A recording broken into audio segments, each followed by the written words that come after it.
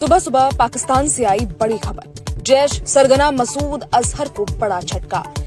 मसूद अजहर के भाई ताहिर अनवर की मौत। कि वो जो नरेंद्र मोदी ने कहा था, बिहार में उन्होंने जाके ये कहा था और इंग्लिश में ये बात की थी। सो इसको just keep that in mind, just keep this in mind कि उन्होंने कहा था कि मैं तुम्हें आइडेंटिफाई करूंगा, सर्च करूंगा, आइडेंटिफाई करूंगा और कत्ल करूंगा। ये अंग्रेजी में उन्होंने कहा था।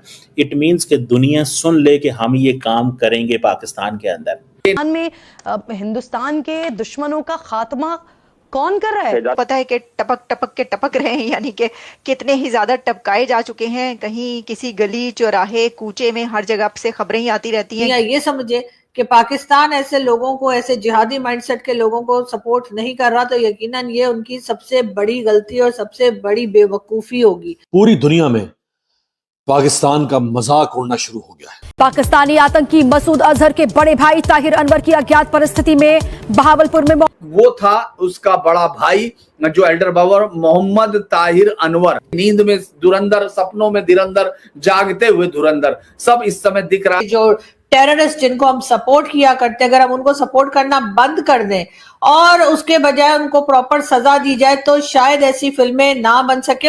और ये पाकिस्तान में ये चीज शायद हमारे तारीख का एक बदतरीन हिस्सा है। शहीद हो रहे हैं, उनसे अल्लाह की मुलाकात होगी, दुनिया में उन पर क्या बीती इस पर भी बात होगी। अजय डोल वो बंदा है जिसको 21वीं सदी का जेम्स बॉन्ड कहा जाता है। हाँ। अब मुझे बताएं, वहाँ मुझे बता दे क्या मैं गलत कह रहा हूँ? वो नहीं कहा जाता। इवन वो पाकिस्तान के अंदर आया एज ए स्पाई के तौर पर, वो पाकिस्तान के अंदर रहा, लाहौर के अंदर रहा है, उन्होंने एक्सेप्ट किया, वो उन्होंने खुद एक्सेप्ट किया है। उसके बाद जो हमारे कहूटा पावर प्लांट है जहाँ पे हमारे एटमी तंसीबात लगी हुई है, और बैरून मुल्क जैसे इसराइल अपने मुखालफों को चुन चुन के मरवाता है, उसी तरीके से इंडिया ने फॉलो करना शुरू किया था।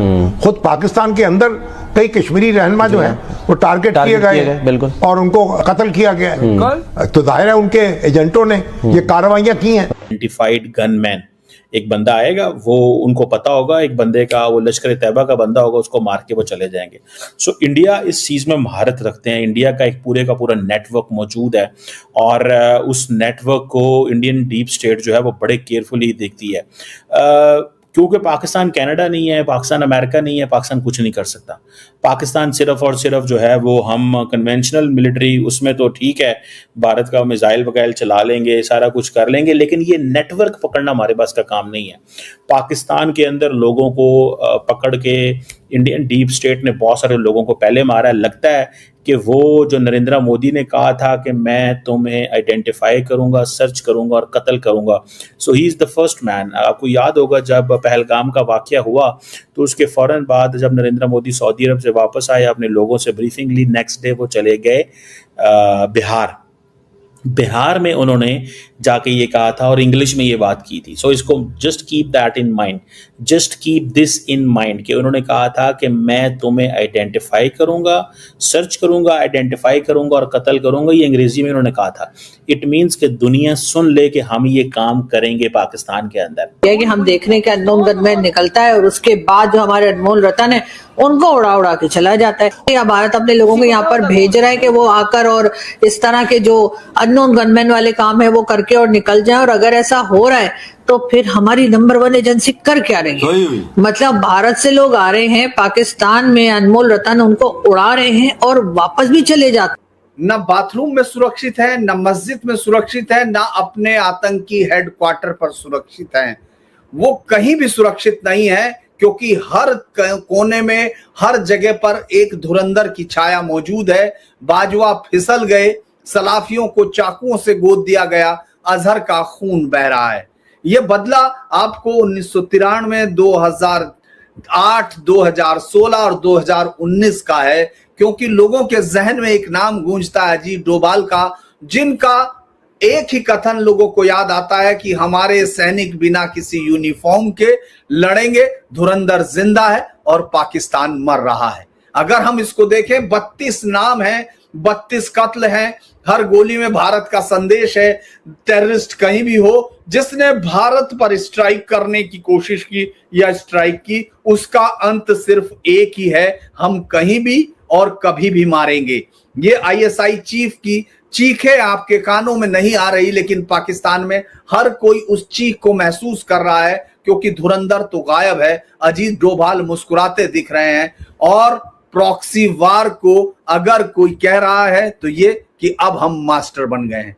और खबर आ गई है, हालांकि इस खबर को कोई मेन चैनल में नहीं है और पहले वेरीफाई भी करने की कोशिश की, क्योंकि इस तरह से बिना उसके देना मुश्किल है। लेकिन आज की जो खबर है उसमें यह है कि एक जो मसूद अजहर का एक बड़ा भाई जो एल्डर ब्रदर मोहम्मद ताहिर अनवर या मोहम्मद ताहिर अनवर भी उसको कहा जाता था, अलग अलग तरीके से लिखते थे, वो फैमिली का नॉन मिलिटेंट या लो प्रोफाइल मेंबर माना जाता था। पहले रिपोर्ट्स में उसका नाम पोल्ट्री या डेयरी फार्म के साथ जोड़ा जाता था। बड़े मन से रहना चाहते हैं। इस वक्त भी प्राइम मिनिस्टर शहबाज शरीफ साहब जो हैं वो कई कंट्रीज के विजिट पर हैं और हर जगह जाकर वो यही बता रहे हैं कि जी भारत ने हमारे ऊपर अटैक कर दिया, जबकि हमने तो कुछ किया नहीं और हम बड़े ही मासूम लोग हैं।